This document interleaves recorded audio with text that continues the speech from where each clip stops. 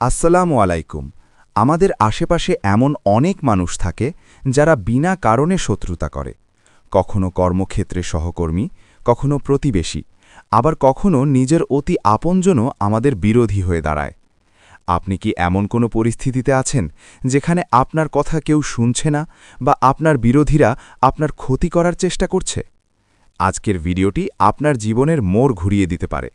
আজ আমি আপনাদের সাথে শেয়ার করব এমন একটি পরীক্ষিত আধ্যাত্মিক তদ্বির যা সঠিকভাবে ব্যবহার করলে আপনার ঘোর বিরোধী লোকটিও আপনার অনুগত হবে এবং আপনার পক্ষে কথা বলবে। এটি কোনো ক্ষতি করার জন্য নয়, বরং শান্তি এবং সম্প্রীতি স্থাপনের একটি গোপন রহস্য। ২. এই তদ্বিরটি কেন করবেন? লোক বশ করা বা বাধ্য করার কথা শুনলে অনেকে হয়তো নেতিবাচক কিছু ভাবেন, কিন্তু আধ্যাত্মিক বিজ্ঞানের ভাষায় এটি হলো মানুষের মনের ওপর একটি ইতিবাচক প্রভাব সৃষ্টি করা। যদি আপনার বস আপনার কাজে সন্তুষ্ট না হয়, যদি পারিবারিক কলহে আপনার মতামত কেউ গুরুত্ব না দেয়, কিংবা যদি শত্রুরা আপনার বিরুদ্ধে ষড়যন্ত্রে লিপ্ত থাকে, তবে এই আমলটি আপনার চারপাশের মানুষের মনোভাব আপনার প্রতি নরম করে দেবে।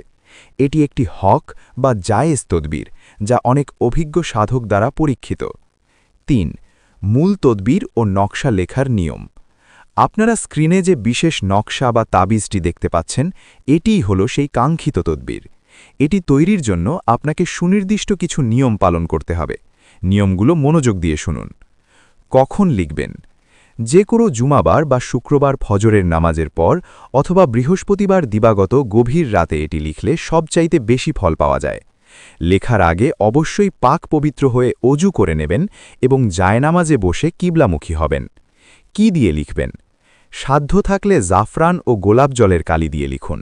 জাফরান না থাকলে লাল কালির নতুন কলম ব্যবহার করতে পারেন, তবে জাফরান কালির আধ্যাত্মিক শক্তি অনেক বেশি। লেখার প্রক্রিয়া: একটি সাদা কাগজের ওপর নকশাটি নির্ভুলভাবে আঁকুন। লেখার সময় যার ওপর প্রভাব বিস্তার করতে চান বা যারা আপনার বিরোধী, তাদের চেহারা মনে মনে কল্পনা করুন। নকশা লেখা শেষ হলে নিজে আপনার নাম এবং আপনার বাবার নাম পুরুষের ক্ষেত্রে বা মায়ের নাম মহিলার ক্ষেত্রে সংক্ষেপে লিখে নিতে পারেন। ৪. ব্যবহার করার বিশেষ নিয়ম। নকশাটি লেখা শেষ হলে এটি ব্যবহারের একটি বিশেষ নিয়ম আছে, যা ভুল করলে ফলাফল পাওয়া যাবে না। ১. মোম দিয়ে সিল করা। প্রথমে কাগজটি ছোট করে ভাঁজ করে নিন। এরপর এটি একটি মাদুলিতে ভরে গলানো মোম দিয়ে মুখটি ভালো করে বন্ধ করে দিন, যাতে ভেতরে বাতাস বা পানি না ঢোকে।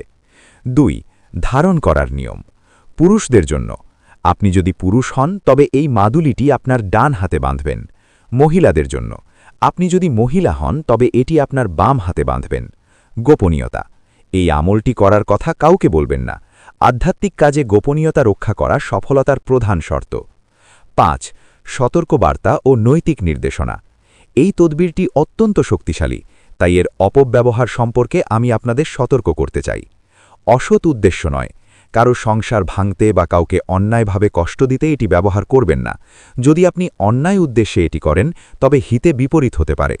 সততা: আপনার নিজের আচরণ যেন সুন্দর হয় সেদিকে খেয়াল রাখুন। কেবল তাবিজে কাজ হবে না যদি না আপনার নিজের ব্যবহার নমনীয় হয়। বিশ্বাস: পূর্ণ বিশ্বাস রাখুন যে আল্লাহ তাআলা মানুষের হৃদয়ের পরিবর্তনকারী। এই তদবির কেবল একটি উসিলা মাত্র। প্রিয় দর্শক, মানুষের মন জয় করা একটি শিল্প, আর এই আধ্যাত্মিক তদবিরটি সেই শিল্পে আপনাকে সহায়তা করবে। যদি আপনি সঠিকভাবে এটি করতে পারেন, ইনশাআল্লাহ দেখবেন আপনার চারপাশের পরিবেশ আপনার অনুকূলে চলে আসছে। বিরোধীরা আপনার বন্ধুতে পরিণত হচ্ছে। ভিডিওটি ভালো লাগলে একটি লাইক দিন এবং আপনার পরিচিতদের সাথে শেয়ার করুন যারা এই ধরনের সমস্যায় ভুগছেন। আমাদের চ্যানেলে আপনি যদি নতুন হয়ে থাকেন তবে সাবস্ক্রাইব করে বেল আইকনটি চেপে দিন, যাতে পরবর্তী শক্তিশালী আমলগুলো আপনি মিস না করেন। আল্লাহ আমাদের সবার জীবনে শান্তি ও সম্প্রীতি দান করুন। আজ এখানেই বিদায় নিচ্ছি। দেখা হবে পরবর্তী ভিডিওতে। আসসালামু আলাইকুম।